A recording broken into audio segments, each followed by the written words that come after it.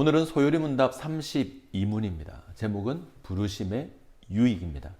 자, 우리는 지난 시간 효력 있는 부르심, 소명에 대해서 배웠습니다.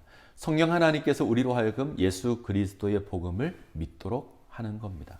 자, 그러면 이 소명으로 부름을 입은 우리가 어떤 유익을 누리게 될까? 자, 여기에 대해서 소요리 문답은 32문부터 38문까지 이야기를 합니다.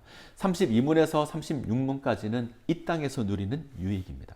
37문은 죽을 때 받는 유익이고 38문은 부활할 때 누리는 유익입니다. 우리가 앞으로 하나씩 확인해 보도록 그렇게 하겠습니다. 오늘 우리가 대하는 소요리 문답 32문은 이 땅에서 누리는 유익의 개론에 해당합니다. 자, 그러면 그 내용을 한번 볼까요? 효력 있는 부르심을 받은 자들은 금생에서 의롭다 하심과 양자로 삼는 것과 거룩하게 하심을 얻고 또 금생에서 이와 함께 받는 여러 유익과 여기서 나오는 여러 가지 유익을 받는다. 자, 우리가 어떤 자격을 지니면 그에 대한 혜택을 누릴 수 있습니다. 자, 예를 들어 신용카드를 만들면 그로 말미암은 여러 가지 혜택을 누릴 수 있죠. 물건을 살 때 할인을 받을 수 있고 어떤 장소를 무료로 이용할 수 있기도 합니다. 자, 마찬가지입니다. 우리가 성령의 소명으로 말미암아 예수 그리스도를 믿게 되면 하나님의 백성이 되면 특별한 혜택을 누리게 됩니다. 소요리 문답은 이것에 대해서 세 가지로 답을 합니다. 첫 번째, 의롭다 하심을 받습니다. 이것을 칭의라고 합니다.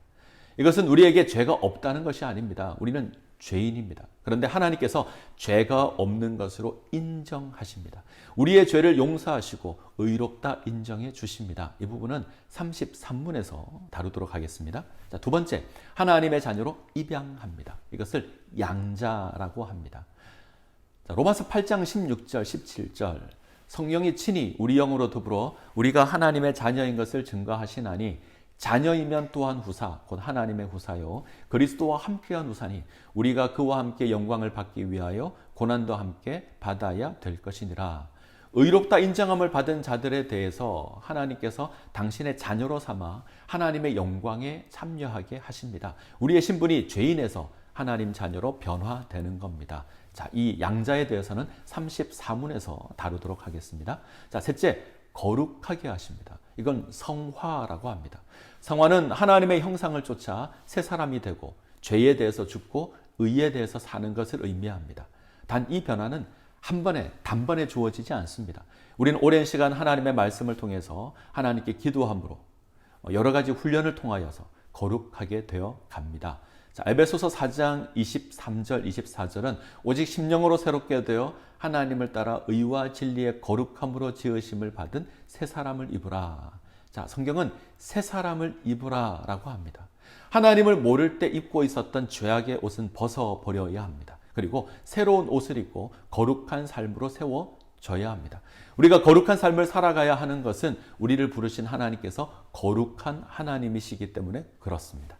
이 성화에 대해서는 35문에서 살펴보도록 하겠습니다. 자, 우리는 오늘 효력 있는 부르심으로 말미암은 유익을 살폈습니다. 그것은 의롭게 되는 것이고 하나님의 자녀가 되며 거룩하게 되는 겁니다. 이런 유익이 우리에게 있습니다. 그리고 이 유익으로 말미암은 또 다른 유익이 있습니다. 그것은 하나님에 대한 확신, 그로 말미암은 평화, 기쁨, 나아가서 우리의 구원이 안전하다라는 견인과 같은 겁니다. 이 부분에 대해서는 36문에서 함께 다루도록 하겠습니다.